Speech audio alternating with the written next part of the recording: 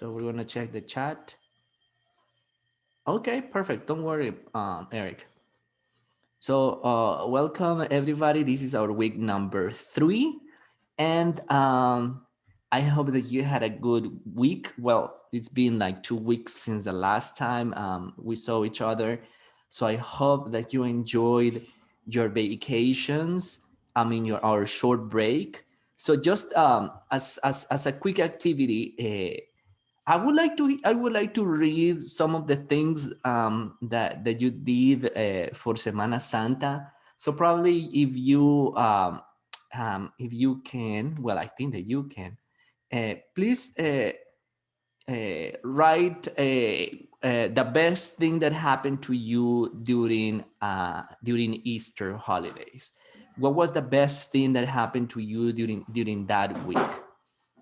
Okay, so probably you can share that in the chat. Personally, I'm going to say that I rested. I rested a lot, so that was the best. So Marlon says, "Yeah, I could sleep a lot." Okay, that's what I did too. Like not many thing or not something interesting, but something the best. So Jacqueline says that she went to the beach with her family. That's pretty nice. Yes. So Jimmy says that she went to a waterfall and did a lot of hiking. That's pretty nice. Yeah, I love hiking. And especially like going to different places that you don't know. To discover new places. That's pretty nice.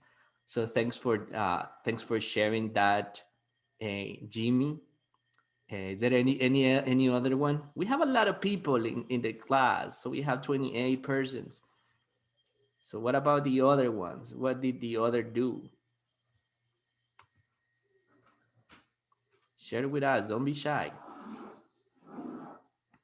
I know sometimes it's kind of difficult to text while being on the phone, but yeah, please share the best thing that happened to you during the holidays. So Jessica said that she spent time with her family. Pretty good, pretty good. So Jessica, Noemi, Maya, good. That's the best. Probably you don't need to do many things, as I said before, but like just having some time to spend it with your relatives, the people that you love. That's something beautiful. So little by little, people are joining. Welcome to our section. Remember, there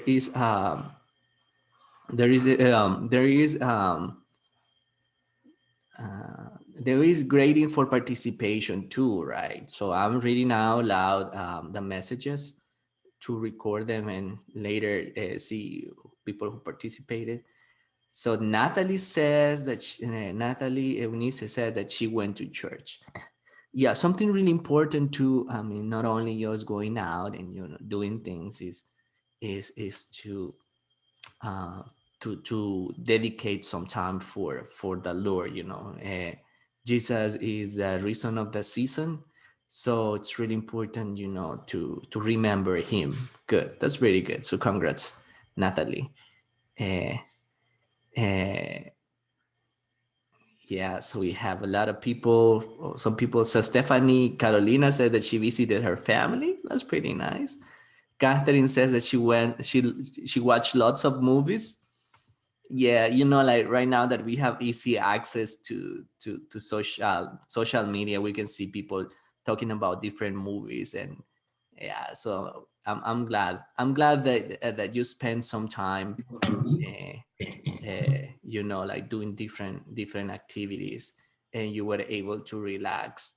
I was able to post the video and the content on Tuesday, so you could have the week off and not worrying too much about the assignment.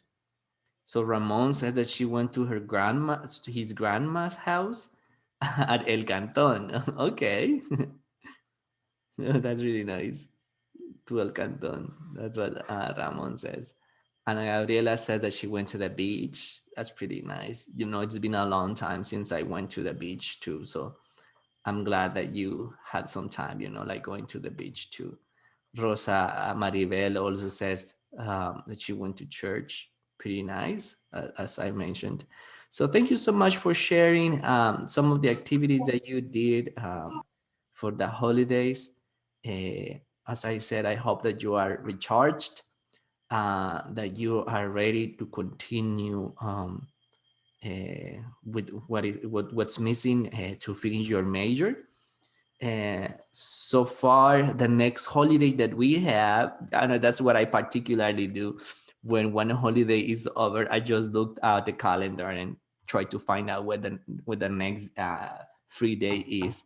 The next one is Labor's Day. That is on Saturday. So that's gonna happen like in 3 weeks. So for those who work on Saturday or have stuff to do on Saturday, that's gonna be our next day off. And well, so we're gonna get started a little bit. There's a lot of discussion to do, um, and we're going to start with the video, right? But for this activity, as I mentioned, we're going to do some things first, and we're going to have a lot of time to talk about what happened in the video. I'm not going to play the video again because that's something that you were supposed uh, you did during this week. Uh, so what I'm gonna do right now, I'm gonna share with you my screen, and I'm going to be explaining a little bit on what we are going to do today. As I mentioned, we're going to have a lot of talking, and basically we're going to have uh, some discussion, as I said, and just let me change something over here. Okay, perfect. So we're going to have. I'm going to share with you my screen. I said, what is that? Share screen. Share screen.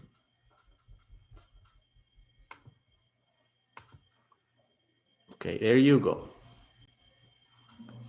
So, so these are some of the activities that we are going to do today. Basically, today we're going to, in our third week, we're going to learn how to explain and give instructions. So previous weeks, we were talking about different things. We were talking about the return policies. So that's something you did some research on for your website. As I said, I'm checking the websites every day. So I didn't check yesterday about the website, but I'm hoping to do it today in the afternoon. So I'm gonna be checking as soon as I finish with the class. I'm gonna be checking your websites. I'm taking control of all of them. Just make sure that the links are working properly, that the links are suitable, because I have found out that there are some websites in which there's nothing. So what I'm gonna do, I'm gonna start texting people and saying, hey, your website, the link is not working. So make sure that you stick to Campus Univo, because I'm gonna be giving you feedback about that, if the links work or not. So today we're going to be talking about explaining and giving instructions. But before, we're going to have some feedback about the video, specifically about the video. The lady was touching some points about return and refunds policies.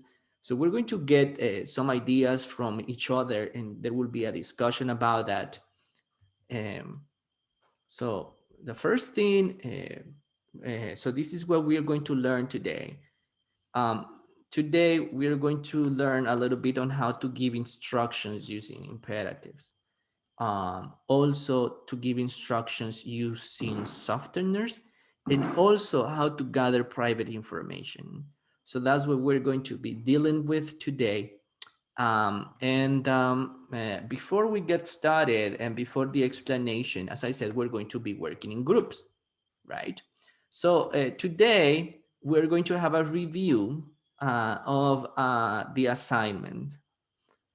We are going to be talking about the video, what you observed from the video. There will be some discussion about the different points that the lady discussed, some of the tips and how to deal with these issues. So we're going to get started with that. Later we're gonna take turns, and everybody of course is going to participate, right? So I hope that everybody participates. Remember, and that's what I was talking to Mr. Peña before, because we had some issues with the other group. I told him, hey, like there are some students that are telling me that they are not participating, the other ones are not participating because they don't have a microphone.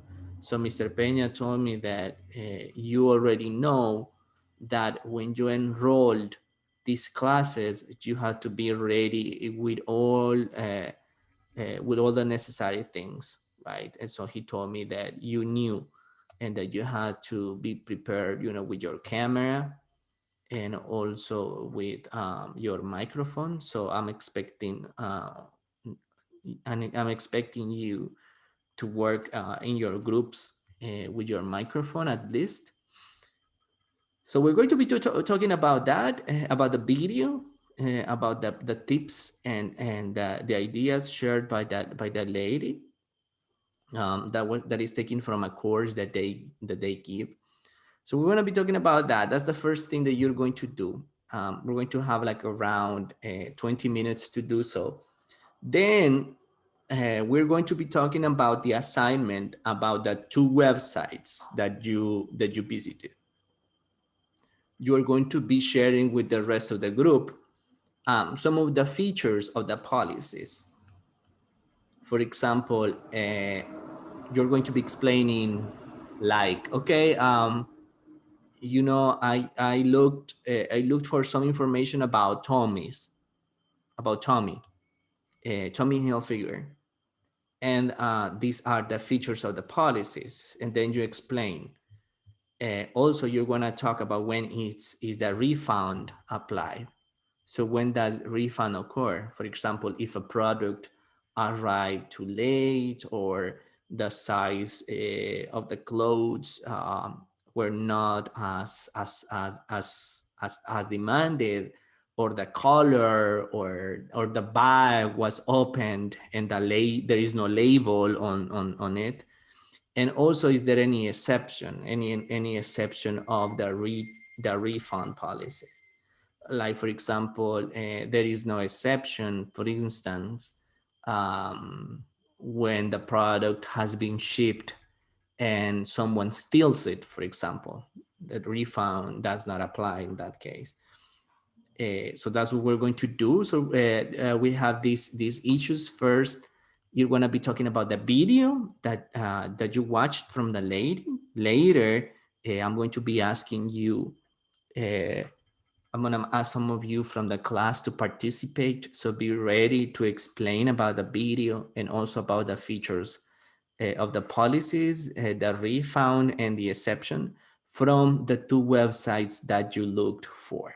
Okay, so that's going to be the the assignment, let's say, for today. So we're going to make groups of 3 to 4, something like that. And you're going to be directed to this. So make sure that you participate and that everything works properly. So right now it's 8:19. Let's say we're going to take 17 minutes, let's say. Yeah, let's say 15 minutes. We're going to take 15 minutes for this. Okay, good. So make sure that you participate and you're going to be directed right now.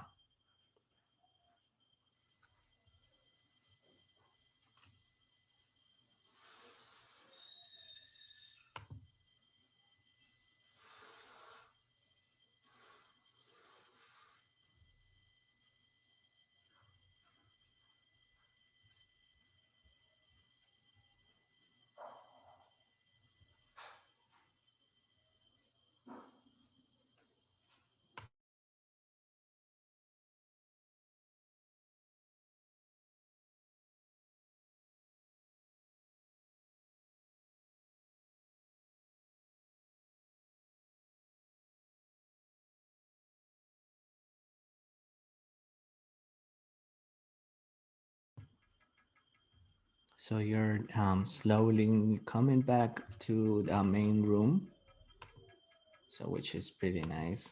Um, so after these conversations that you had with your classmates, there will be some discussion about it. You had small discussion groups. So this time we're going to make it. Um, we're going to see uh, how you the conversations that you had. Let's see. Okay. So more people are missing.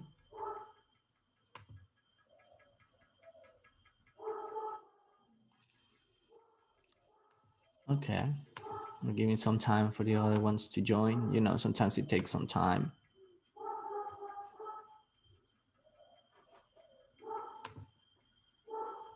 Very good. Very, very, very good. Okay. So we're 40 right now. I'm gonna choose some of you so you can tell me some of your reactions towards the video. So basically, the lady, well, it was a video about a retail store. Uh, mm, Obviously, not all the companies were like that. What she had was like a like a small business. She said, I may say that she had like a small business, and so it was like a retail store. She was using a website called Shopify, and also she was working with one of our famous well, if you've never visited that website, I may suggest you to do it in the case you haven't done it. What was the name of the website that is very popular? Would you buy things? Can someone help me out? What was the name I of the... think it's AliExpress. Sorry? AliExpress, Yeah, I think. AliExpress. Yeah, AliExpress. So yeah, thank you. So she was talking, the first one, she was talking about AliExpress. And with AliExpress, you know, you can make business. I mean, even if you don't work in a call center, but you ever had a chance to shop or to buy things online, it's a good way to learn some things about refund and return policies, right? So this is not only for the call center setting, but just in the case that you want to work with that. I don't know. I mean, this is like a commercial, right? Is there anyone from the group that has an online store? Someone who would like to share with the group, and probably, you know, like this is commercial. Everybody can know a little bit about your business. Does anyone of you have an online store or has a business selling things online?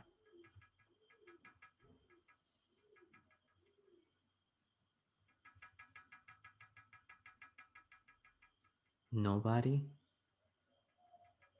Nobody has an online store.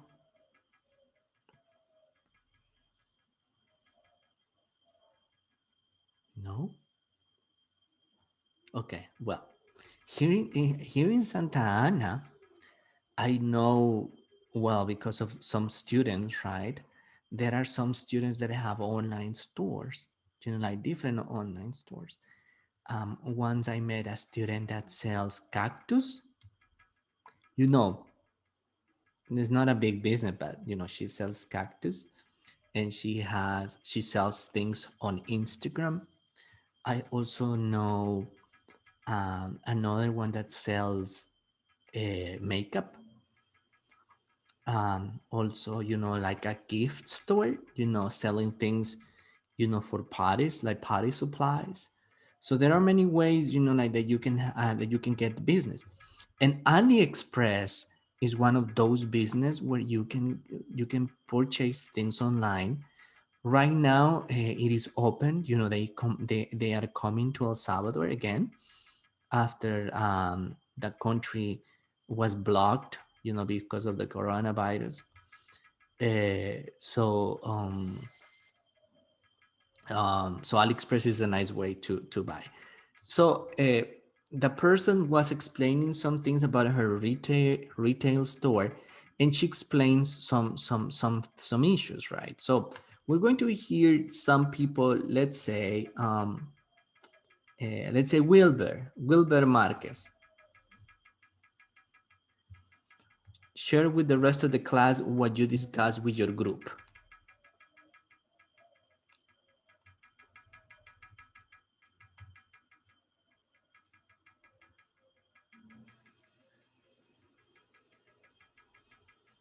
We had some issues of connection when we were in the groups, Mister. Oh, okay, But okay. I Mhm. had right now. I just activated some data so that I could be in the class and I couldn't listen most of what they were saying because it was kind of shaky for me. So I had that problem. I was Oh, like, yeah, sorry. okay, okay. But anyways, but you watched the video, right?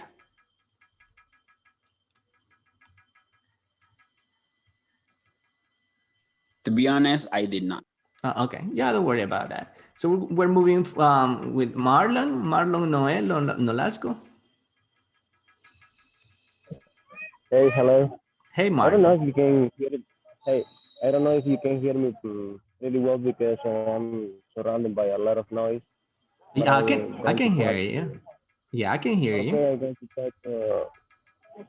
I already watched the video, and I noticed that return doesn't work in the same way in the companies.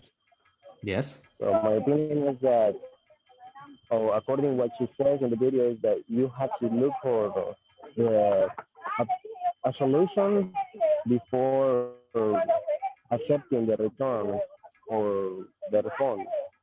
Okay. Good. You have to ask the customer why he or she is returning the product. Yes. And as I can insert is that you have to look for that solution before accepting the product. Okay, good, very good. Something very important that Marlon says is that you need to ask the customer as a merchant why he or she is returning the product. I'm gonna leave this open question. There is one thing she emphasized a lot: uh, evidence. She mentioned evidence, and that's something that most of the companies ask for that. So how can you get evidence? Can someone raise his or her hand and share what she said about evidence and how that happens? Okay. Catherine says photos. Yes. Something really important is photos. I mean, you need to make, yes, Herman, ask for a photo, specifically ask for a photo. Why? How would you know if the product probably, is not in good conditions? Or how can you say like that the customer is not satisfied because of the color, the size, or it is not in good conditions? you need to make sure, because you're going to lose money if you give a refund, right? Or a replacement. She talks about replacement too. So you need to ask for a photo. Very good, very, very good. Thank you so much for stating that in the chat. So there are many things. For example, she mentioned that it's not a reason to say I don't like the product. Why don't you like the product? I mean, you need to give a valid reason, right? That is broken, that it never arrived, that the item never arrived, etc. So there are something that also I wanted you to see is that there are forms to fill out when you are giving a refund. So basically, if you have your own business or you are working in a call center, like in our case specifically that we are dealing with that, you need to fill out forms. And the forms, basically, you need to state the reasons why the customer is not happy with the product. You need to state as many details as possible. Also attach an evidence. Sometimes when it is a refund, it may take, the case can take a couple of days. Because of that, it will depend on the company. But for example, if it is like a small product, like a shampoo or soap or things like those, I mean, the replacement can be cheap, right? But if it is a product like a TV, right, or something like that, you need to ask for evidence specifically. So everything will depend on the product and also the company's policies. Also, she mentions about a probably a discount if the replacement uh, does not meet the standard, probably to to give a complete refund and also a future discount. Why? Because the customer is not happy. And the success for call centers is that the customer is satisfied and is happy. She mentions that the main goal is that the customer gets back to the company and purchases any other item that does not have Poco no puedo hablar. that does not have the feeling of that does not have the feeling of that she will never buy No, again pero eso no. over Es que there. ella, Ok, Lorena, que se puede mutear, porfa. Gracias. hello? Sí, es que se oye la conversación, Lorena. I participate. Hello? Ok, ahí está. Por favor, revisen sus micrófonos si están abiertos, ¿sí? A veces se oyen las conversaciones y pues a veces no. No sé, a mí me ha ocurrido un par de veces que he oído conversación. Una vez me pasó eso, que una vez un alumno abrió el micrófono y la mamá lo estaba a regañar y le estaba diciendo un montón de groserías, la mamá le estaba diciendo un montón de malas palabras. Entonces, pues hay que tener cuidado con eso. Después el alumno se sintió mal porque todo el mundo supo que cómo lo trataba la mamá. ¿Va? Entonces, pues hay que tener cuidado con el micrófono que esté en silencio o muteado. So I was telling you that the main idea for a call center is that the customer gets back to the company and purchases the items. That is the main point, right? So sometimes when, most of the times when the customer is not satisfied and want a refund, it may be a complete refund or a partial refund. And as I said, probably a discount for future purchases. It will depend on the company. So those are little things that you need to pay attention to. Also, I want to hear some of you, and I'm going to do it voluntarily for those people who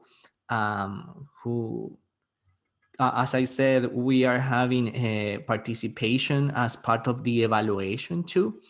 I'm gonna leave it open for people who want to participate and share with us some of the policies, the return policies and the websites that you found for the assignment. Talk about one because we're gonna give opportunity to a couple of persons also.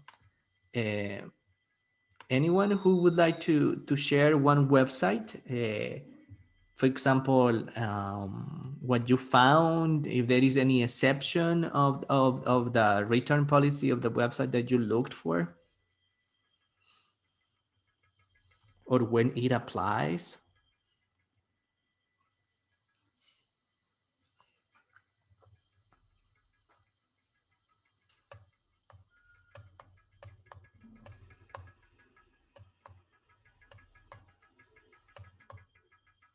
Someone raising his or her hand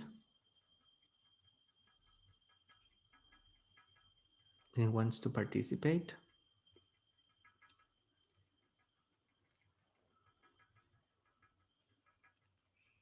Okay, Dalia. Good morning. Morning. Well, I just wanna share that some of the company has a period of time for the returns policy.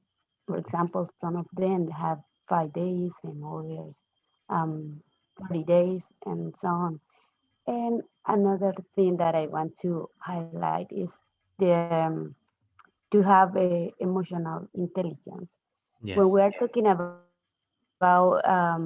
that kind of situation when the people doesn't like the product, they get mad and start arguing you or telling bad words. So just keep calm and try to develop emotional intelligence. Good. What about the websites that you looked for? Which ones did you find?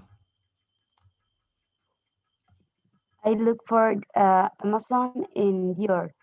Okay. What about Amazon? What is the policy? Amazon has 30 days of Okay. period to return. Okay. Have you ever bought something in Amazon? Yes, about books, I guess. Okay, good. They don't have you any problem with that? No, I didn't have any problem. Okay, good. Thank you so much, Dalia. So Stephanie says if the product says that doesn't like, if the customer says that doesn't like the product, yeah, sometimes that's the big issue, not liking the product. Good. Thank you so much, Dalia. Anyone else would like to participate and share about one website and what you found from your website related to return policies or refund policies?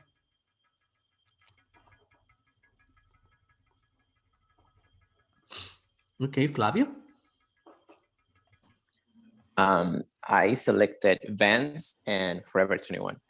Mm-hmm. The one that caught my attention was Forever 21 because they specifically have the limitations. For example, jewelry, underwear, undergarments, all of those things are not refundable, or you cannot exchange those products. And they said that you have 30 days to return the products. And they have, in the frequently asked questions section, they have the forms that you need to fill out. So you have the refund. They also say that the shipping is not refundable, just the product, Mm-hmm. and that they don't exchange any product. That all the products that are returned, they go to the warehouse, but they do not exchange any product. Okay, perfect, perfect. That's kind of curious that there are some products that are not refundable. Specifically, like underwear. Why wouldn't you return an underwear? Probably because if the cost, or yeah, something that Flavio mentioned too is that there are some companies where the shipping is not refundable, right? So if they charge you for shipping, they are going to charge you again double shipping, um, because you're gonna send the product back, or sometimes it covers it. So it will depend. It will depend on the company, right? Good. Thank you so much, Flavio. And let's see, any other person. I'm gonna give the opportunity to one person to share something else about the website that you found.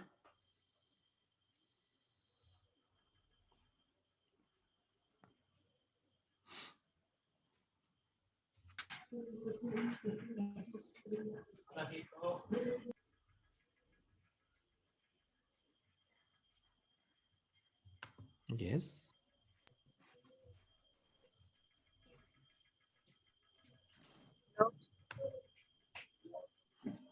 Yes, Lorena, you want to participate? The law required that a return Mm-hmm. and refund policy be included. For example, Sarah. Okay. Uh-huh. Sarah accept your return. This Okay. does not apply to items that were defective when you purchase them. Mm-hmm. There are also some articles included personalized items and the articles that are not suitable for return reason of hygiene. Mm-hmm. It's very important now return policy the store. Mm-hmm. Okay, very good. So thank In, you. for Uh-huh. example, in the video, Uh-huh. in the video, she explained that our return is not very good. Uh-huh. However, on how to get the customer to return to the store is very important. Yes. Okay, good. Very good. Yeah, as Lorena said, there are some different policies. For example, like when you buy them in store, you don't get a refund for that. I mean, they change it if you go to a store, but when it is in online, yeah. And also something that Lorena said that in the video, that it's not good, like to have this. So companies minimize refund and return. That's why at the end of the video, the young lady explains that this only happens between a 4 to 6% of all the purchases. So the ratio is very small, just 4 to 6 is a very small ratio. So this was a little bit about the video. So make sure that when there is an assignment, you cover the assignment, and you work on that. You have 2 weeks to watch the video, and we make these type of activities for you to participate, right? Obviously, I cannot be checking if everybody uh, watch the video or read the material, but with the small groups we tried, we try to do so, just kind of work on that.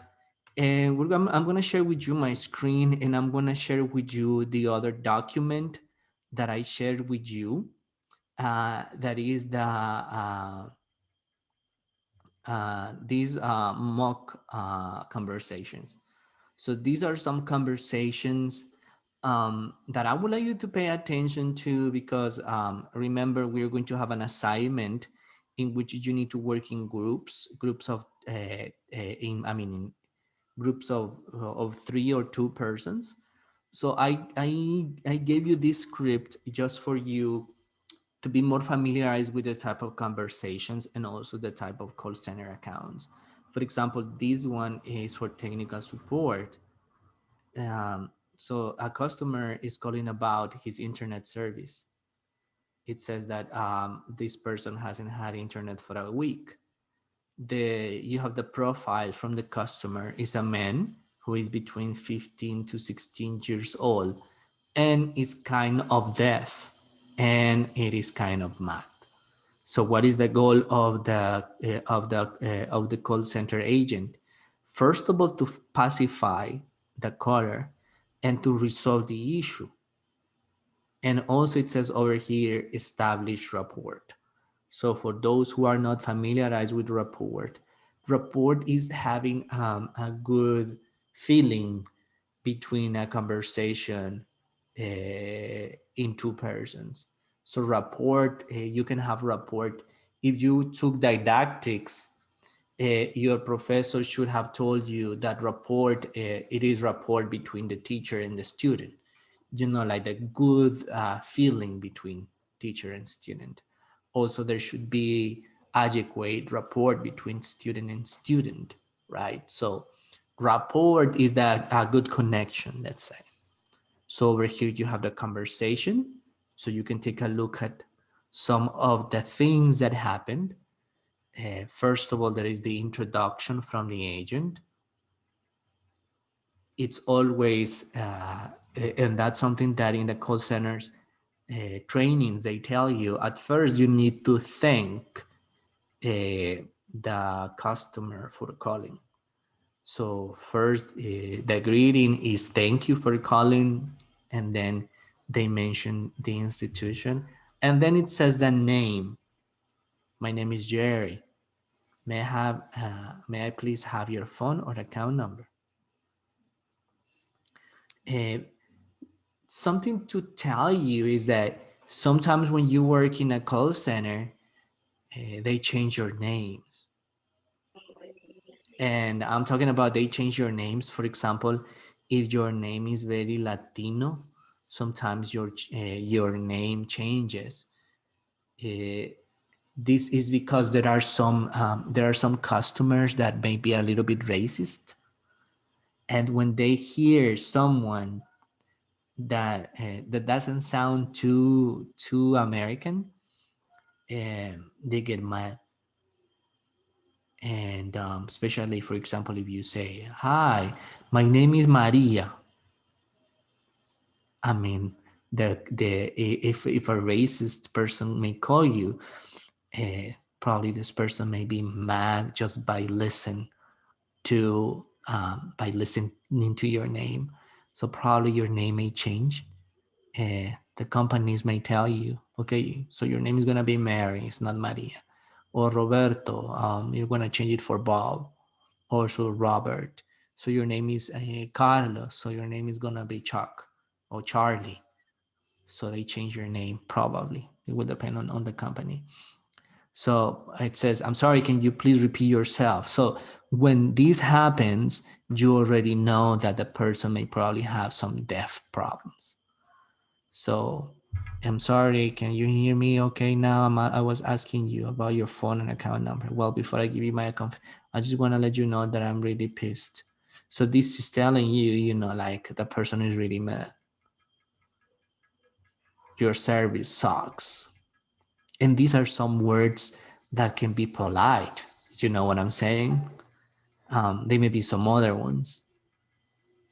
So you can take a look at this, the conversation, the person gets the information. So the person is trying to give result, ask for information. That's something that we're going to do today. We're going to learn how to ask for information. And you see, so this is the first one. You can take a look at this. I hope that you did. And then the person is happy. It says, Jerry, you're a miracle worker. Thank you so much. I got me now on my homepage an email. So the person is happy. So the person helped this one by giving instructions, right? So that's something that we're going to learn a little bit today. Just take a look at these ones. It says call center mock. This is a sample sales, a very simple sample sales. It's from a pizza company, Pizza Loco. Some words. Would you like me to add? So being polite, something to pay attention to. So it's called center mock call script. This is customer service. The goal, answer customers' inquiry in a timely manner. It's a good day, a bank of wealth. My name is Heather. How can I help you? So you see, very kind and polite.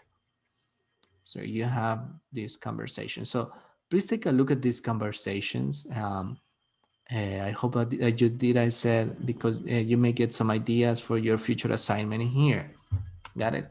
Now we're gonna get into today's content. So I'm gonna be sharing with you my presentation. This is gonna be probably gonna take like 1 hour and 10 minutes, something like that. We're gonna try to finish at 10, 10, 10, 5, 10, 10, something like that. Um, my suggestion, because we're going to have assignments today. I'm not going to give you I'm not going to give you the assignments today. Well, I'm going to do it, but there will be more. I'm just going to give you one assignment today. And during the week, please make sure that you take a look at Campus Univo for future assignments. I'm just going to give you one so you can start working on it. And on weekend, I'm going to give you more. Good. Now, today, as I mentioned, we are going to talk about giving instructions. Now, think a little bit about this. How will you give a clear step-by-step instructions for the following actions? Someone doesn't know how to do that, and you want to explain it in English. How to tie a shoelace. How to make a cup of tea. How to brush your teeth. How to check your email with a computer that is off. How would you explain someone how to tie a shoelace without looking at you?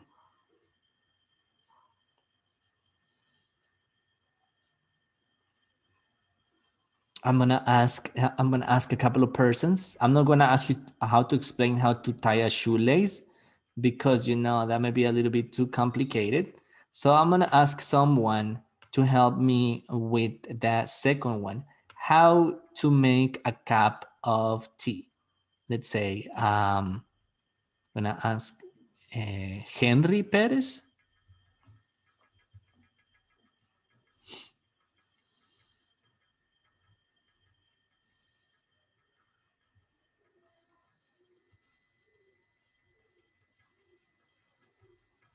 Henry, you there?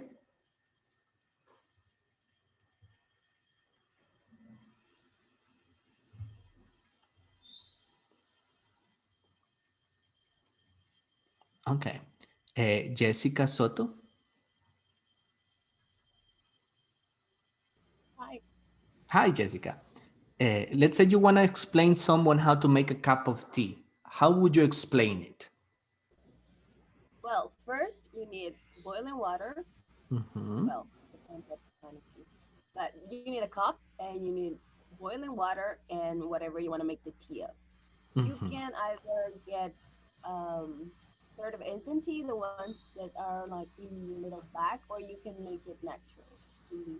So let's say you want some lemon tea, hot lemon tea.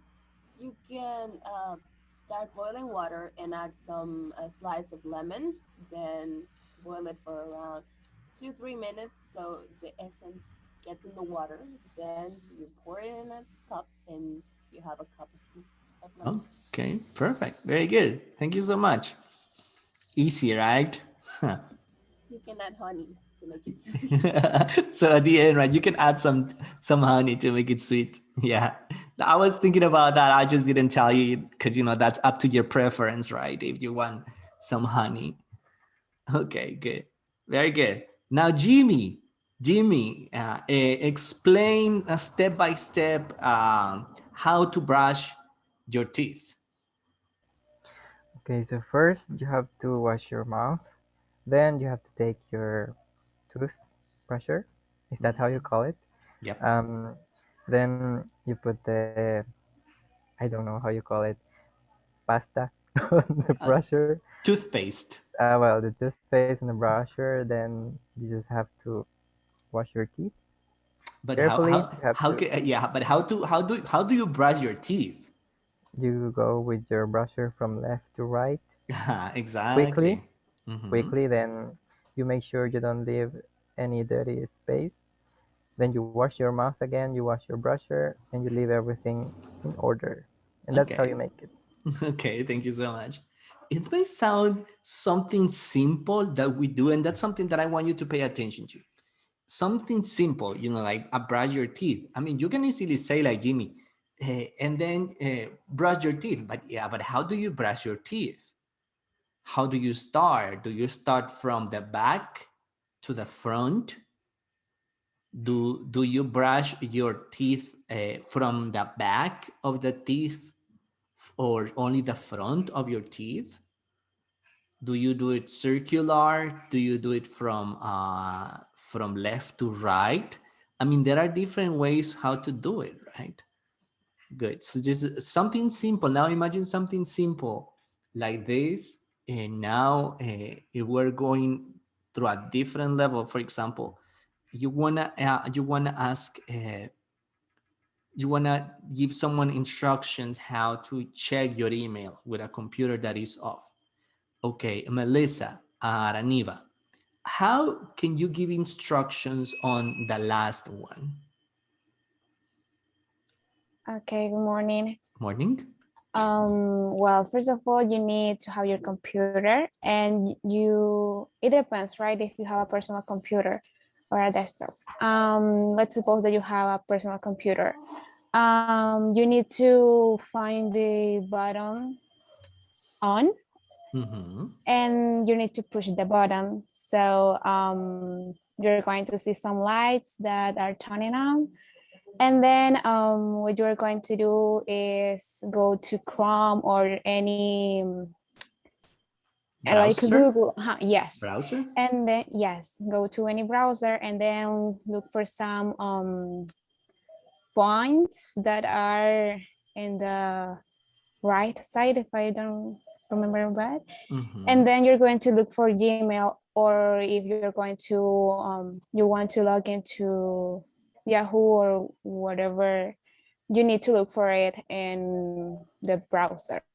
That's Okay, it. perfect. So you log in with your Gmail account, with your account, and you type your password, right? So Yes. imagine. Okay, thank you so much. Thank you so much. Very kind. So imagine how easy or difficult can be to give someone instructions. Right now, what happens is imagine yourself working with someone or giving instructions to someone, and you don't see what the other person is looking at. So this is something really important when you work in a call center. For example, when you are working in technical support, because in technical support, people call you because they cannot do something, or they there is something that is like troubleshooting. You need to be familiarized with troubleshooting. So troubleshooting, for example, you are working for a call center that is giving technical support for your internet, because your internet is not working, and someone calls you because you have been having problems with your internet for a couple of days. How would you ask? How would you give instructions to someone on fixing this problem? First, as the trainer say, you need to make sure that there is a problem. For example, you can start by checking some little things like if the person knows what a modem is, for example. For example, where the modem is located. Is the modem plugged? So how can you make sure about this? To ask the person to see if there are some lights blinking. If obviously you know about the products and about the modems, so you should know the type of modem. If the box has blue lights, how big the box is, and etc. Got it? To make sure that all the cables are connected to the modem, because like there is a dark cable that is connected in the back, and that is the cable that comes from the post. So those little things, how to make sure about that, giving step-by-step instructions, things that probably we don't pay attention to, like little things like like how to log in to like in your cell phone, how to get to the settings section, for example. So those little things, how to give step by step. First of all, the first way is by giving imperatives. Um, Remember, imperatives are the easiest way. It is the easiest way to give instructions. Is you just tell the people what you're going to do, right? Now, if you are using imperative, basically what you do, uh, you are being more direct, right? But first of all, you let the people know that you are going to do that you are going to, what you are going to do. Um, Normally, when you are giving technical support, you say, you use words like, okay, I can see that you have some issues with your modem. So this is what we're going to do. I'm going to help you out in checking if the modem is properly working, and this is what we're going to do. And you explain the process. So before starting the process, you let the customer know, or you let the caller know what you're going to do. Okay.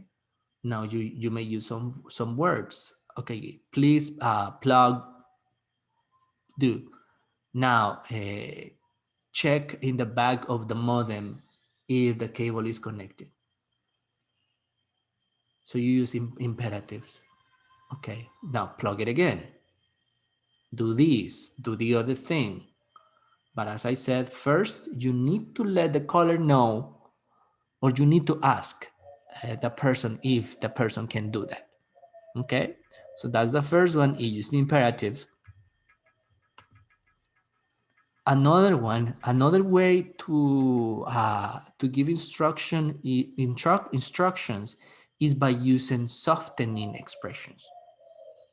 Now, softening expressions basically work, and that's my recommendation, when you hear the caller is really mad.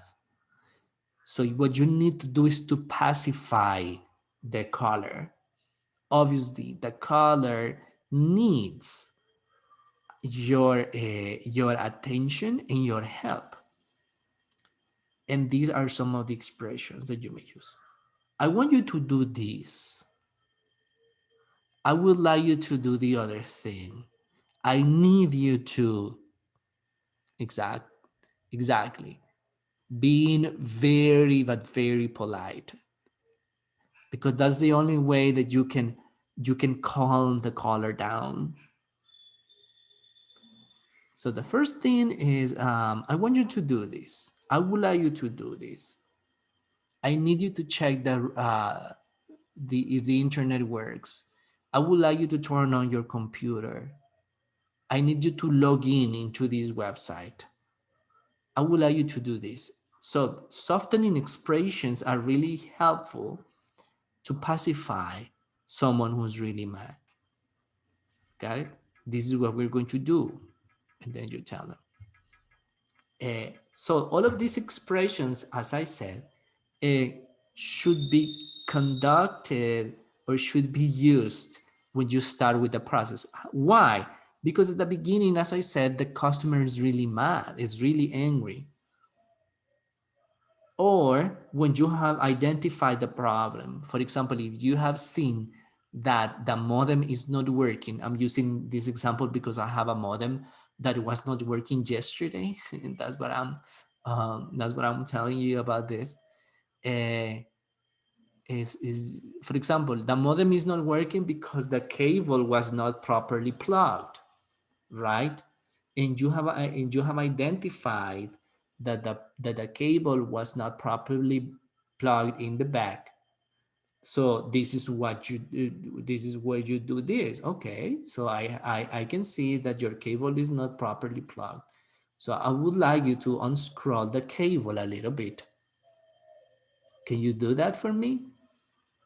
Obviously, I mean, they are doing this for themselves, but the thing is that including yourself in the process uh, is telling the customer that the customer is not alone, that you are right there with him or with her, and that makes them feel more comfortable. So using expressions like, I would like you to do this for me. Okay, now unplug the electricity cable.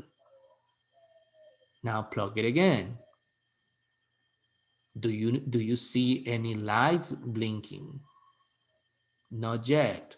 Okay. Now plug the cable that has a silver ring in the back. Does it work? And you just make sure that all the instructions that you are following, that the person is that you are giving is making feel the customer satisfied. So Lorena says it's very important, soften instructions, repeat instructions, be clear, keep instructions simple. Exactly. That's why uh, you need to be very clear and very simple, as Lorena says. That's why imperatives are really helpful, because imperative is, okay, imagine that you don't use imperatives. Now, this is what I would like you to do. In all, you look like that. Let's see, where should we start?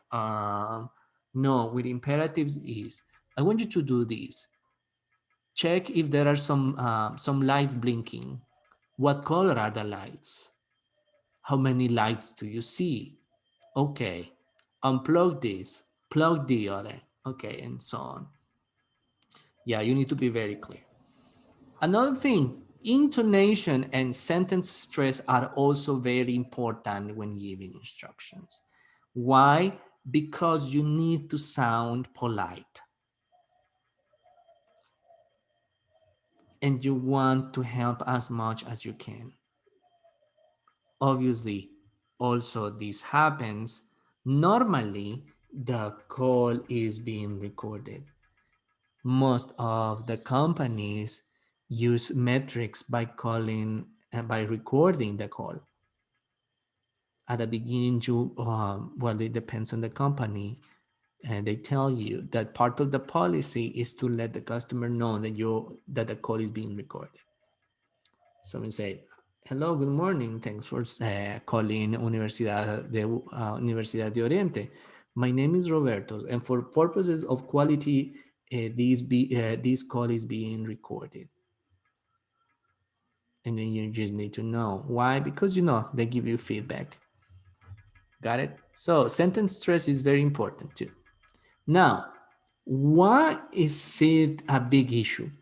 Because normally we are not used to giving instructions by phone. I can see this, for example, um, one day my mom, this was many years ago, my mom had problems. I don't know if this has ever happened to you.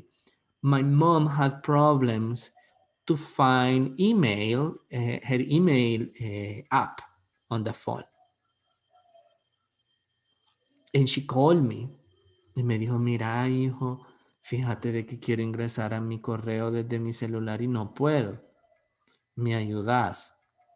I mean, where to start? Yep, where to start. And this usually happens with parents. Mira, hijo, fíjate que quiero hacer esto en la computadora. I don't know, has it ever happened to you? Now imagine you see the screen and you want to give instructions to your parents. And you see the screen, you see what they are doing. Al final, pues uno termina haciéndoselos por ellos, pero ahora imagínense en un call center donde ustedes no pueden hacerlo por ellos, por las personas que están llamando. It's really hard. So Giving instructions and explanations on the phone is really difficult. Something to keep in mind. There are some rules for giving instructions and explanations. First, keep the language simple as much as possible. Do not use jargons or idioms. Not all the people know the same idioms. People may get confused if you use idioms. Obviously, there are some idioms that are necessary, right? If the person has used an idiom, but you need to be very simple with your language. Now, start with a summary statement. For example, I'm going to tell you about new features of your cell phone. So, as I said, when you are going to start with a process, you tell the person what you are going to do. Okay, I have identified the problem. Uh, I'm going to assist you with getting connected to your internet, and we're going to fix the problem together. Is that okay? And then the person say, yeah, it's fine. That's what I want. Okay, so start each point with the main topic and then expand. For example, the new ringtone menu is an excellent feature. You are now able to choose from your 10 favorite pop tunes. So you start from the general to the specific. So you're going to tell the person what to do. So you say, okay, this process is going to take 5 minutes. If you know that it's going to take 5 minutes, you've done it before, you kind of know how much time you will take.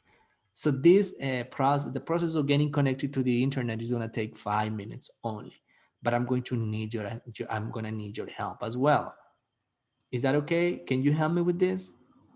And even though, as I said, the person, I mean, you are working for the person, you need the person to do it for you. So that makes it like very personal. So start with the main topic and then expand. So as soon as the person says, yes, yeah, I think I can do that. Okay, this is what we're going to do. So you go and work specifically step by step. Now, check understanding with the colors as you go along. So how do you check the understanding?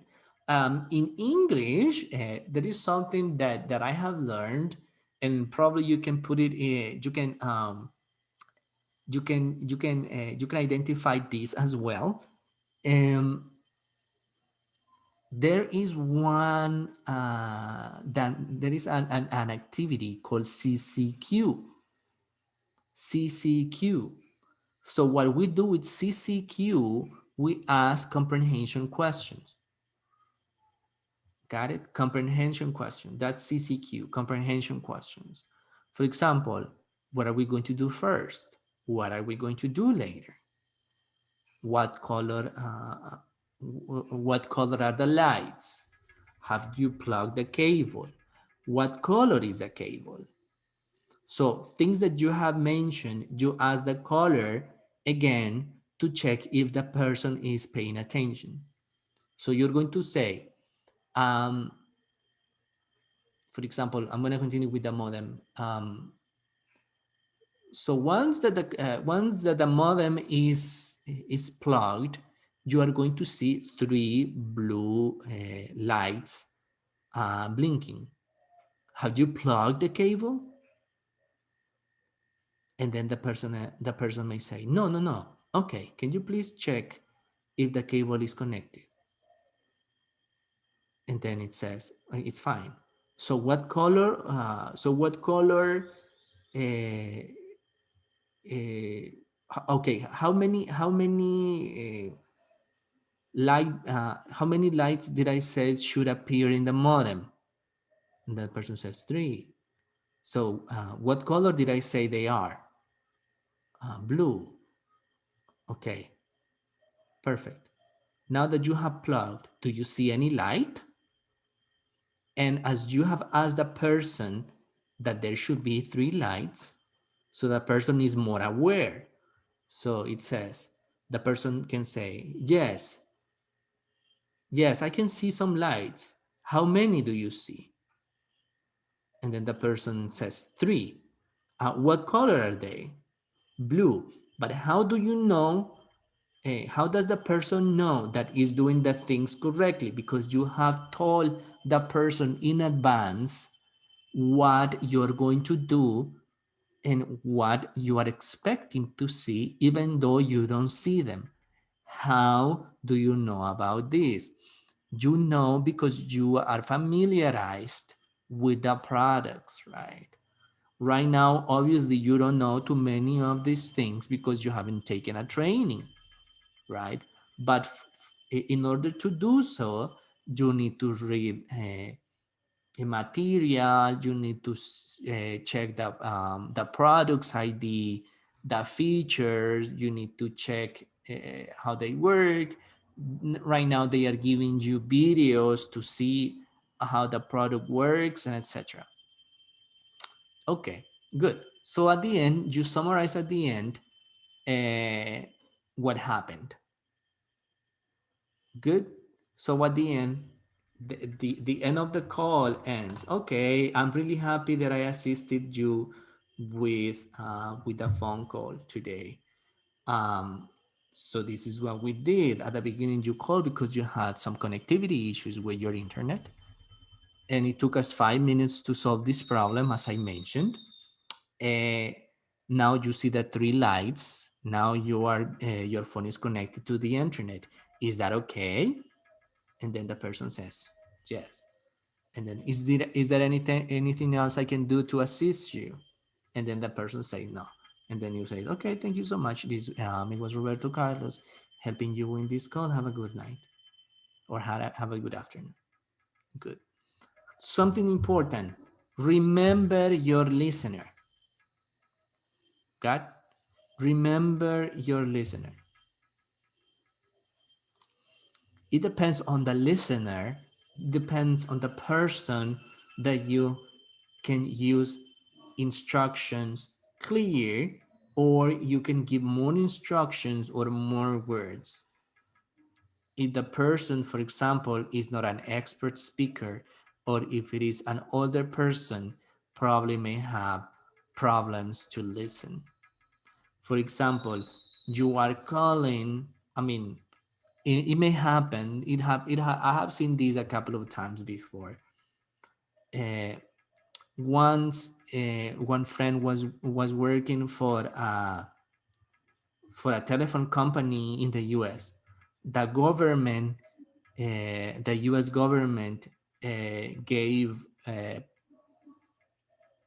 let's say, people who were not able to purchase new phones, um, second-hand phones. So there was a program, and this program, these funds were given to people, that were poor. And what this friend was telling me, that one day he got a phone call from a Latino. Got it? So the person, this Latino, um, was not able to speak English at all. And even though my friend obviously could speak English, um, was assisting in English, the nature of the call had to be in English, not in Spanish. Got it? So it was difficult for him, because he wanted to speak in Spanish, but the company had these policies of using English only.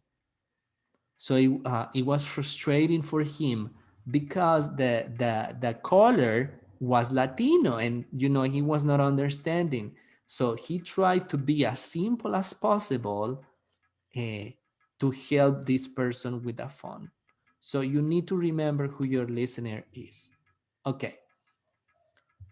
Now, things to consider when you are getting people's information.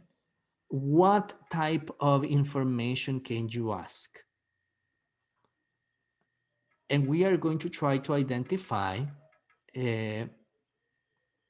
different issues.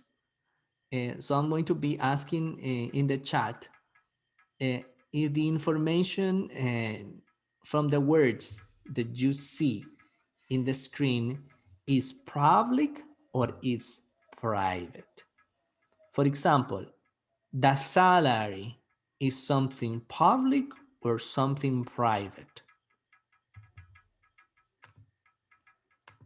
So people say that salary is private, is very private, right? Yeah, of course. Okay, now we move for the second one. Yeah, I can see some people are responding. Jacqueline says private, Herman says private, Stephanie says private, Dalia and Rain and Gabriela say, yeah, Gabriela says, I would say private. Yeah, it, I think the type of phone calls will depend. For example, like if you are calling to open a bank account and then you need your salary, I think that you should give this information. But if it is another type of account, I may say that you should not give it. What about the job? The job is something public or private?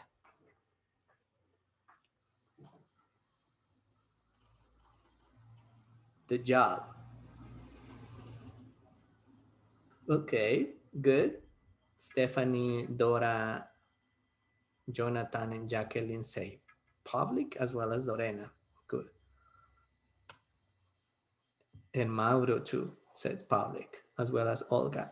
What about religion? Is religion public or private information?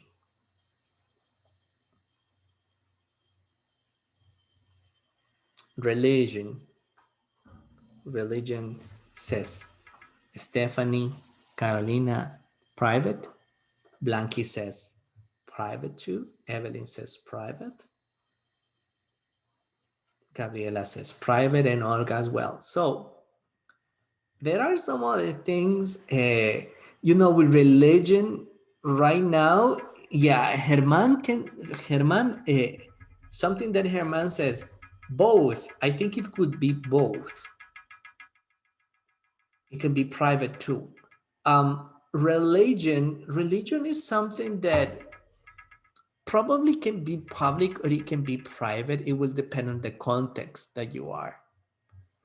For example, if it is, I don't know, like you are filling out a form and it is a very public form, I mean, you should not ask, right? So it can be, I think religion can be both, as Herman said. The weight, what about the weight? The weight can be something public or something private. Public or private, your weight.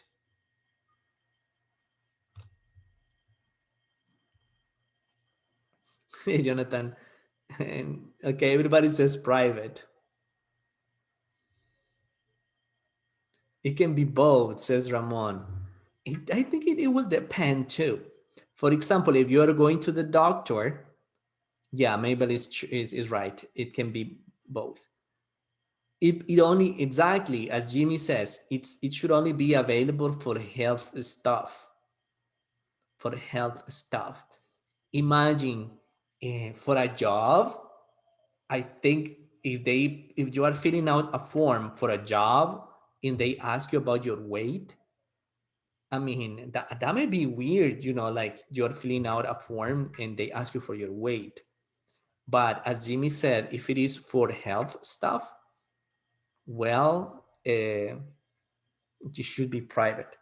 Ramon says, if you wait a lot, it is private, but if you wait few, it's public. I mean, it's like manipulating the information, right? Um, if you are overweighted, you feel, I mean, you may feel a little bit ashamed, right? And someone who is really thin won't have any problems to stay it.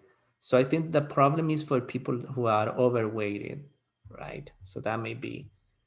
So there are some other issues. For example, cost of items owned. Um, Cost of items owned, it will depend on the context. For example, alguien entra a su casa y mira su tele. Entonces, por ejemplo, vengo yo dentro de sus casas y le digo yo, ay, qué bonita es su tele, ¿cuánto le costó? What are you going to think of me, right?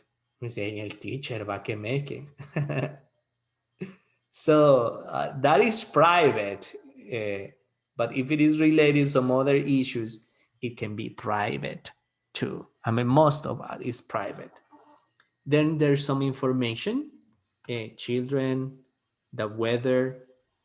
The children is it can be it. It is okay to show off. Ah, sí, ¿verdad?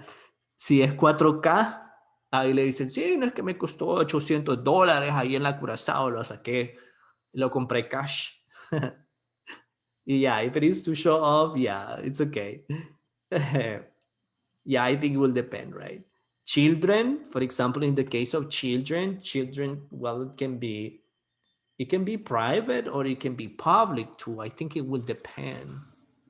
Many things, I think it will depend on who and how is asking for this type of information. That whether it's something public, symptoms of an illness, well, as Jimmy said, it will depend if it is for health stuff. For example, as a professor, you need to be very careful. It has happened to me a couple of times. At the beginning, when I was a new teacher, I had to be very careful, and that's something that people used to tell me when the students are sick.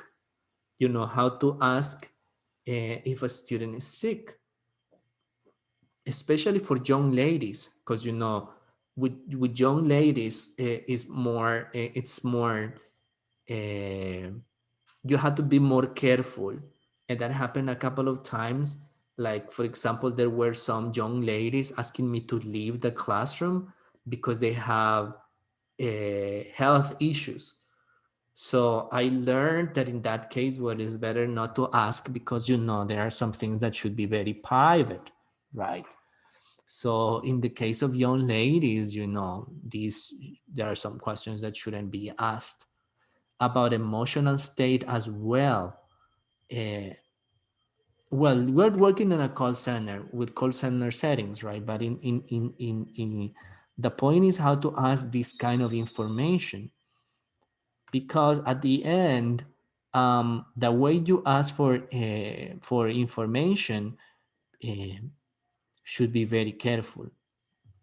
Like symptoms of illness or emotional state, not many people are open to share things. So you gotta be very careful. Political beliefs, that is something private, I may say. Current affairs. ¿Y usted cómo está? ¿Está rejuntado?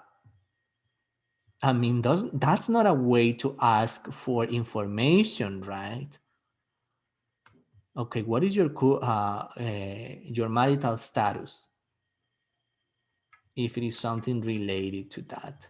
So your current affairs and marital status, they are two different things. Current affairs is more like something like free union, right? Or something like that, like open relationships. Hobbies, that's something public. Age is public or private, it will depend, Um, yo siento que cuando ya uno llega arriba de los 25, como que ya le da penita decir cuántos años tiene. Ya después, ya cuando uno pasa de los 35, ya uno, todo modo, ya va en bajada, así que uno ya no le da pena tanto decir cuántos años tiene. But some people, have issues, like telling the age. So, sexual preference, that's something very private. And especially right now, we need to respect everybody's sexual preference. And unfortunately, we are living in a country where still we have a lot of chauvinism, machismo, chauvinism, and yes, good. So you gotta be very careful with that. Henry está poniendo una flechita para indicarnos dónde están los current affairs. Okay, we're going to continue with next one. So why are we talking about public or private information? It is because when you are working in a call center, you need to make sure that when you ask the information, you ask relevant information. Most of the time, we are talking about public information. For example, address, ID number, social security number, driver's license, which the driver's license in the United States is the same ID number, and some other, like credit cards. And if you're talking about credit card and the person has made a payment using the credit card, you have to do it. Now, I'm talking about this because your next assignment is to look for documents that you may ask when working in a call center. So you need to add documents to your website. So what type of documents are you going to look for? And I need you to pay attention to this. So what are some documents that you can ask a caller? I would like to see some of your answers in the chat. What documents can you ask to a caller? I'm reading the chat.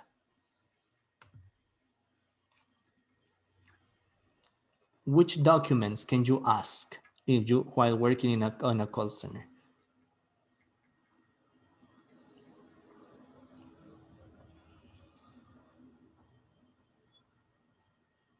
Personal ID. Good, Jimmy. Your PHN, your ID, name, personal information that may be useful.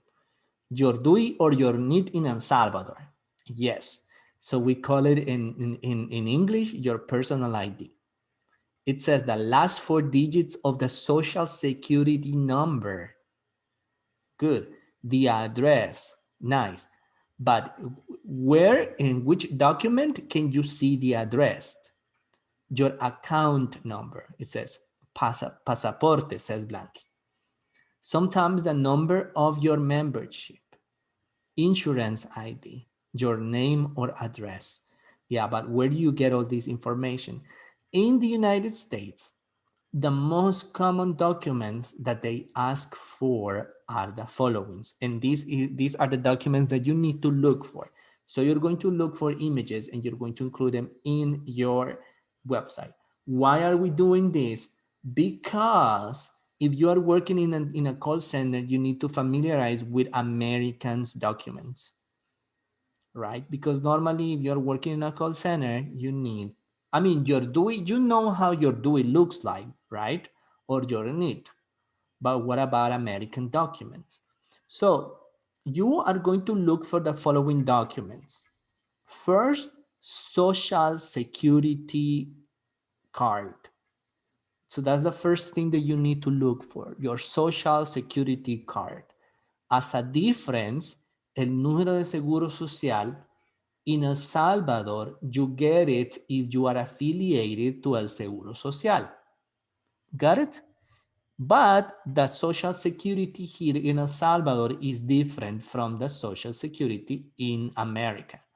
In America, if you are born in the United States, you automatically have a social security number. With the social security number is the number that you get and the permission that you get to work. Got it? It's not the same as in El Salvador. Aquí en El Salvador el número de seguro social es el número de afiliación que una persona tiene al seguro social. El seguro social en El Salvador es un afiliado que uno le dan por trabajar. ¿Sí? Porque no todo mundo tiene número de seguro social. solamente si usted trabaja en una institución, ya sea pública o ya sea privada. Entonces, es de ley que uno tenga una afiliación al Seguro Social porque es el servicio médico que uno recibe por parte de su patrón o la empresa en donde uno trabaja, ¿sí? Entonces, ese es el Seguro Social en El Salvador. Cuando uno ya trabaja, eh, uno tiene que tener el número de seguro social para eso. En Estados Unidos, el seguro social es adquirido una vez que usted nace en Estados Unidos. ¿Ya? Entonces, usted automáticamente cuando nace en Estados Unidos, a usted ya tiene un número de seguro social. Un bebé recién nacido tiene un número de seguro social. Se lo dan a los papás.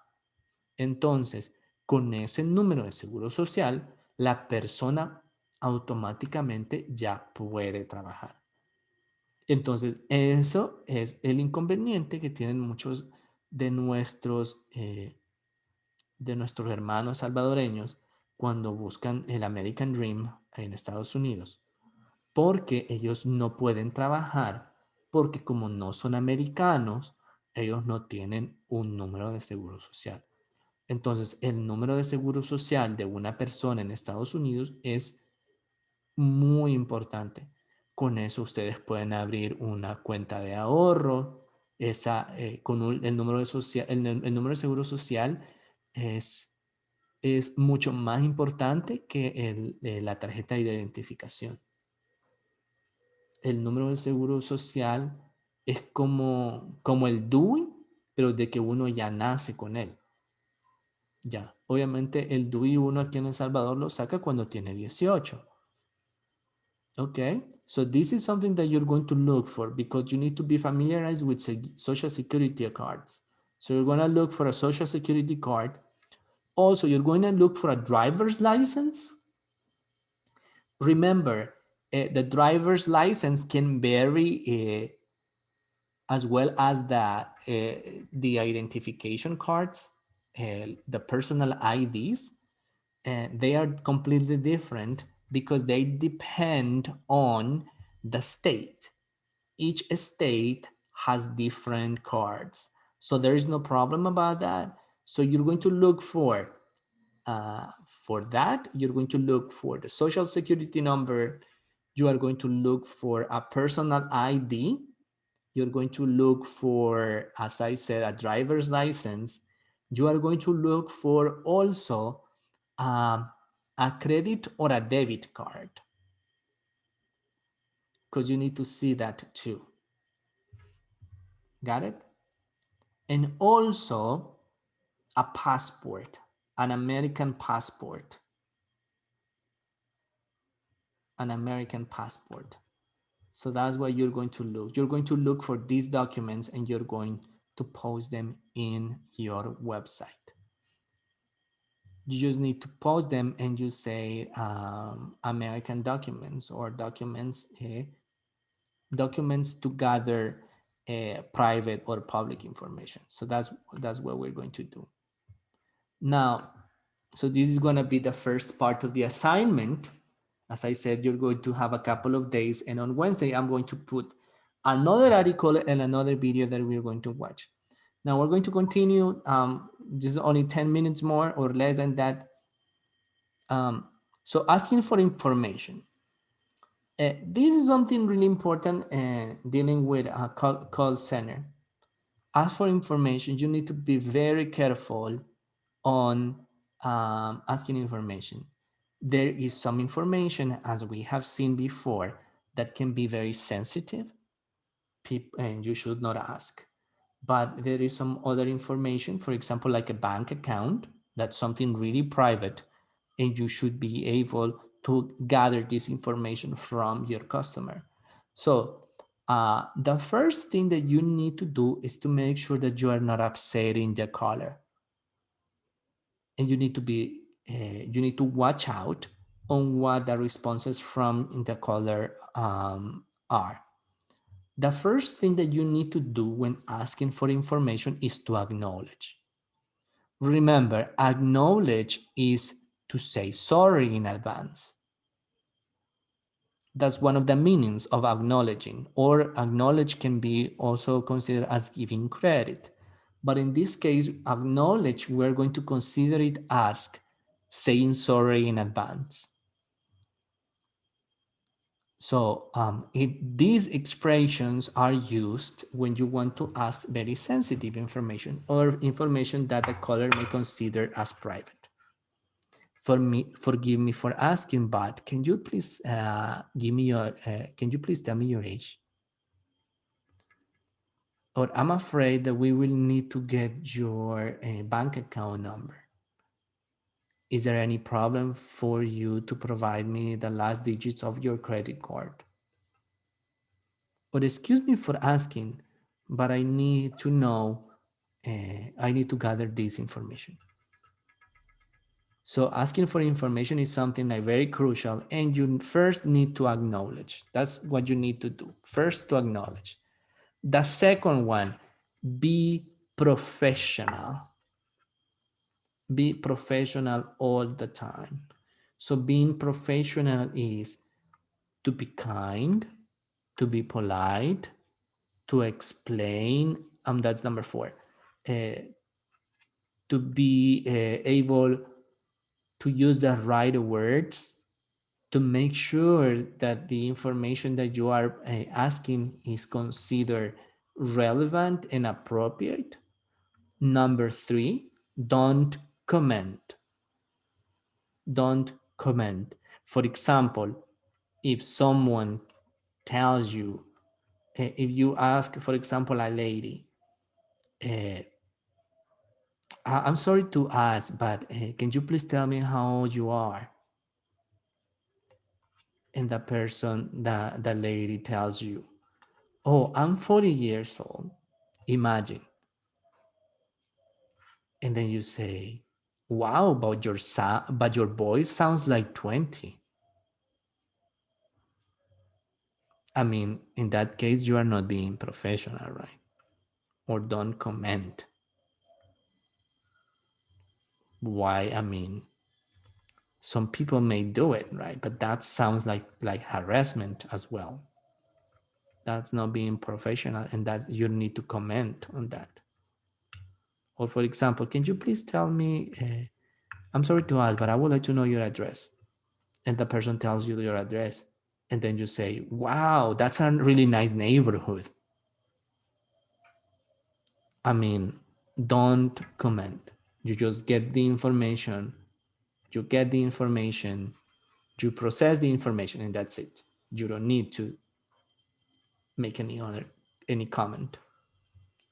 Number 4, explain why.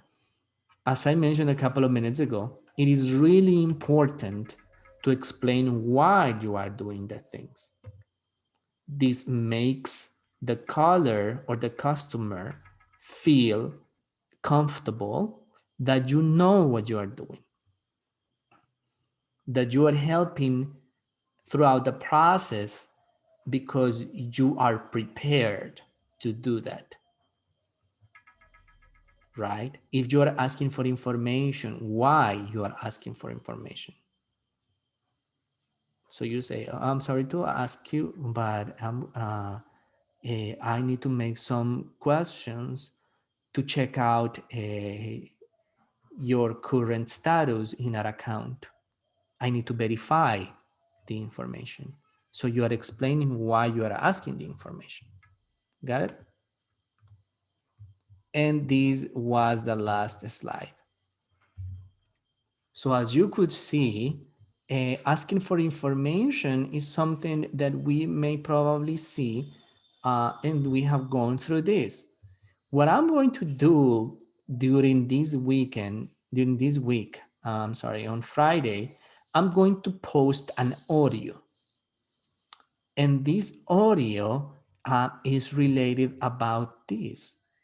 So I need you to pay attention to the audio, the different ways in which the lady is asking for information. Make sure that you read that. And also, we are going to have a couple of assignments. And the assignments is going to be related to this. I'm going to give you situations, right? And what you need to do, you are going to provide a step-by-step explanation on how you give instructions. I'm going to give you like around 5 situations. And in class, we are going to practice giving instructions. So make sure that you pay that you stick to the platform, and you do all these things. The instructions uh, from the five situations, you are going to develop two. You are going to develop two. And these situations, for example, I may ask you, for example, um, verifying that your, um, let's say, your camera system is working properly, or something easier. I'm gonna give you like uh, explaining an elder person how to set an email account, for example, things like those. So I'm going to give you 5 situations, and from these 5 situations, you are going to choose 2. And these 2 are the ones that you are going to submit to your website. You understand? And also, as I mentioned, I'm going to post an audio, and I want you to pay attention to the conversation and how the lady is asking for information. Got it? Another thing, start thinking who is going to be working with you for the class project. Got it? For next week in Campus Univo, I'm going to open a space where you are going to submit the names of the members of your group. So start thinking about that next week. By Sunday after the class, I'm going to open the space to start week number 4, and you're going to tell me the names of the persons of the group. Also, you need to start thinking about uh, what you are going to do. Start looking uh, a content. I have already provided you some mock scripts of conversations, so you can take a look at this and change some information, because the project, as I mentioned at the beginning of the module, you need to create a conversation for our next class for week number 4. I'm going to provide a short video about a tool where you can create your project, right?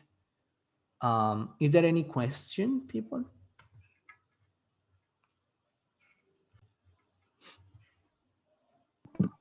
Yes. Yes, Okay. Good. I'm sorry.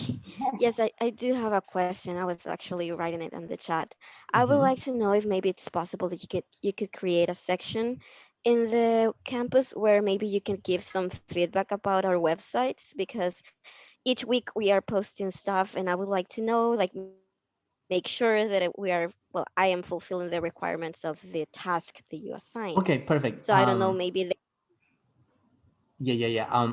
Just to tell you that about that, Cindy, at the beginning of the class, I think I said that for this week, I'm gonna send you private messages telling you about that, because I have checked that some of your links are not working, so I'm giving you feedback.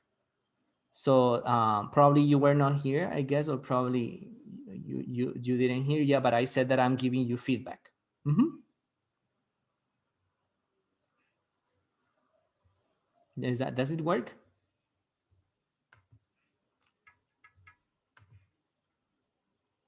Ah, no, no, it's in general. It's in general. I'm giving feedback to everybody. Also, remember the feedback is not gonna be like too many comments. Remember that the section has more than 40 students, and giving personalized feedback is hard. So I just would like you to understand that probably the feedback is going to be everything is okay. And I'm sorry if you take it like, ay, el teacher, yo estoy haciendo esto y que no sé qué. Obviamente se le va a dar una nota al final, pero no puedo dar tanto feedback porque ustedes son demasiados, pues. O sea, no puedo darles feedback tan detallados. Pero si hay algo que no está funcionando, se lo voy a decir. Y si todo está bien, I'm going to give you a comment like everything is okay. Got it? So the comment is going to be in Campus Univo where you placed the link. Got it? Any other comment or any other question? Yes, sir. Can you repeat the American document that we have to add? I have social security card and a passport, and I'm not sure if missing something. I said the ID, a personal card, or an ID card. The ID card is like the DUI, right? So I said the ID card, the social security number, a credit card, a passport, which is pretty important, and I said the social security number, right? Yeah, those 4 or 5 documents. I said ID card, a driver's license, also. So that's how 5. Yeah, the driver's license too. Why the driver's license? Because the driver's license also has the identification card, but it's more special about it's the same number, basically. As I said, this is for you to get identified with the different documents in the United States. And if you, why? Because once you're working in a call center, they tell you, okay, imagine someone is telling you, I don't find my number. So you basically know where the number is. Obviously, they change because every state has different uh, like presentations. Like, for example, when I lived in Virginia, my card, my driver's license was very different from my ID card. And when I went to California, I observed that, it's personalized. Every state has different documents. So just for you to make sure that about the difference of documents as well. Any other comment or question?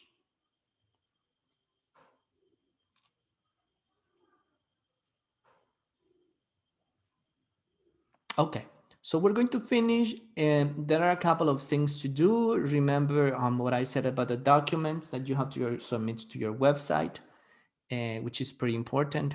On Wednesday, as I said, I'm going to post the links, the 5 things or the 5 instructions, suggestions that you can develop, like for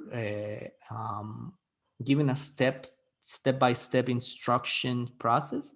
So from the 5, you have to select 2, and you need to describe them in your website as part of the assignment.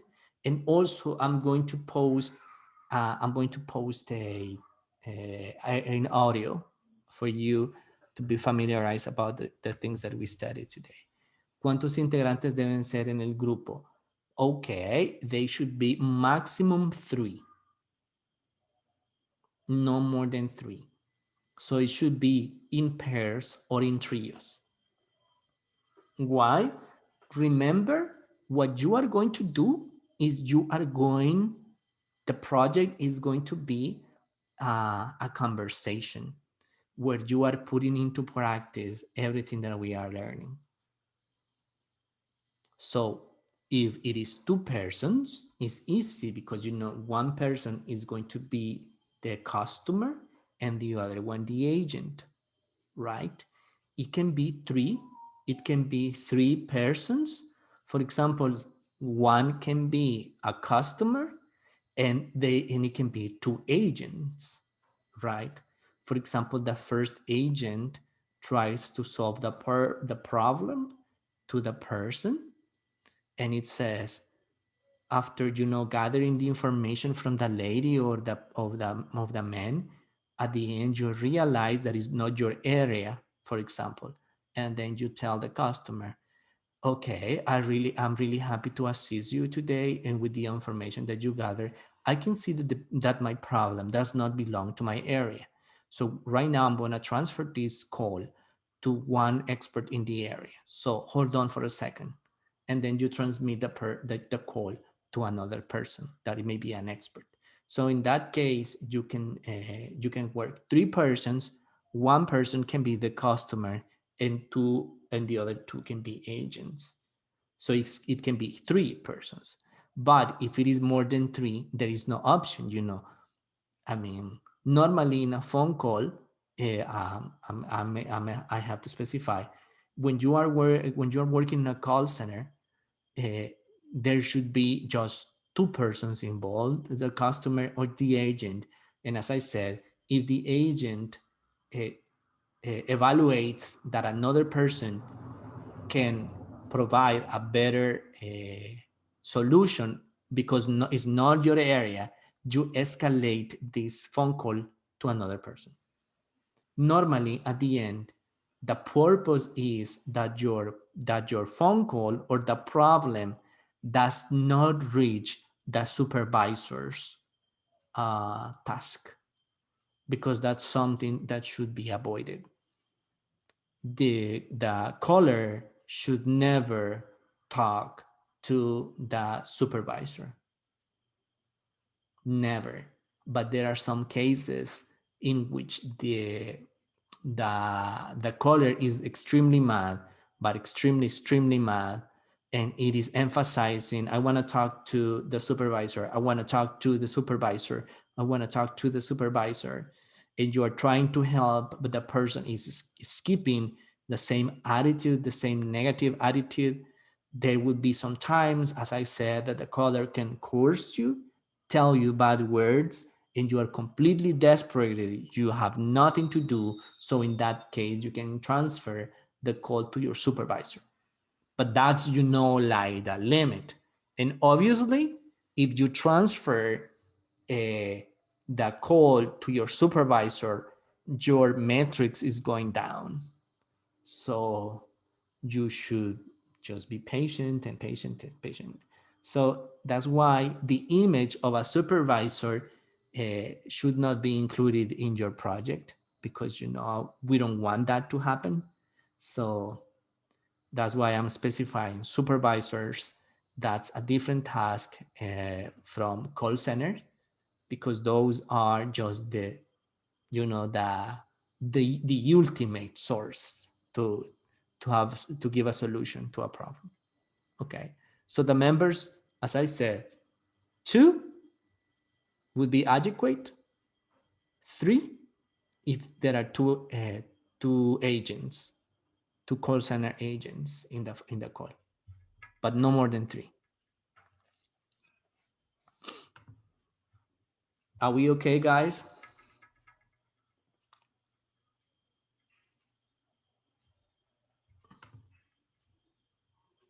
Okay, so Lorena says, it is difficult to form a group. I don't know anyone.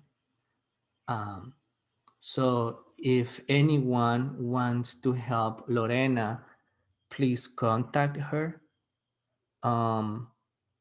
Lorena, can you please provide your phone number in the chat? So probably there is another person who does not have um, a group. So maybe in the WhatsApp chat, you can provide your phone number. Do it in the chat in the WhatsApp group, If you also do not have a member in the group, please write it in the WhatsApp group and say, hey, I do not have a group. Uh, is there anyone who needs a member? Please contact me. And you wait, right? And you wait. So please, if you do not have a group, write it in our WhatsApp group, please. Got it? Good. So we're going to finish with the class today. Thank you so much for your participation. Please, any content that I submit to Campus Univo, reading, videos, etc., make sure to watch it, right? We cover 2 hours of classes in here, and I'm expecting you to work the other 2 hours with activities in Campus Univo. So make sure that you check everything and you participate in class, right? Good? Perfect. So thank you so much for joining our conversation today, our class. Have a wonderful weekend. Enjoy, and may the Lord bless you all. Okay? So thank you so much, people. God bless you.